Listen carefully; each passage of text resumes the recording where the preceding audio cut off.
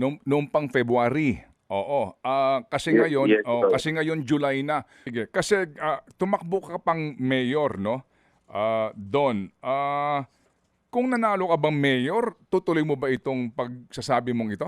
Sa mga 34 ngayon na deklaradong sabungero na may naghahanap ng mga kapamilya, ilan doon ang merong kang personal knowledge?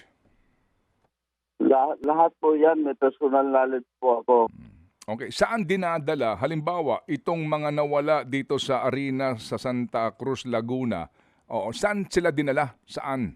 Pagkatapos pa sa pagkakataong ito kasama ka mismo nitong mga dinampot na mga sabungero? Hindi po, hanggang farm lang ako. Tinuturnover ko lang po sa kanila yan. Ngayon, paano ko nalaman bakit doon dinadala sa Batangas, sa Taal? Gawa ng nagkikwentuhan yan sila sa akin. Okay, sige. So ganito, sa lahat ng mga kaso nitong mga dinukot, dinampot na mga sabungero, doon sa iba't ibang mga sabungan, meron ka bang mismo ikaw present sa panahon na sila'y pinatay? Wala po, wala po. Ngayon sabi mo, wala ka mismo, hindi ka present habang yung ginagawa ang krimen ng pagpatay. Tama?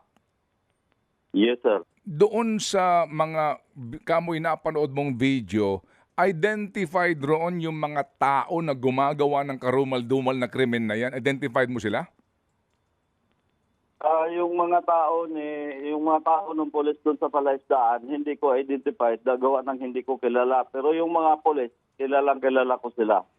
So sino mismo yung gumagawa ng karumal-dumal na krimen na iyong ibinanggit sa amin kanina? Hindi mo mga kilala iyon kasi nga nasa video sila pero hindi mo kilala mga mukha nila kung sino sila? Yes, sir. So dito sa sinasabi mo na pagtapon sa lawa, bagamat may video ka, hindi mo nasaksihan mismo personal yung pagtatapon ng mga bangkay sa lawa. Yes, sir. So maaring sabihin ngayon ba kasi doon ang lawak kasi ngayon yung surface area ng Taal Lake ay 234.2 square kilometers ito. Maaring hindi mo matutukoy specifically kung saang banda ng lawa itinapon ng mga bangkay? Yes, sir. Yes, sir.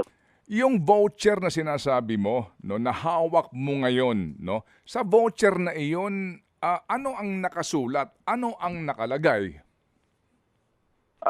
Ang nakalagay kasi doon, yung monthly ni yung isang pinaka-team leader, and then yung intel lang kasi nakalagay doon. Pero alam na yun ng opisina, alam na ng mga anak niya yan.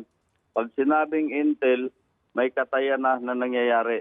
Okay, doon sa voucher na ito, sino-sino ang mga nakapirma at pinapipirma?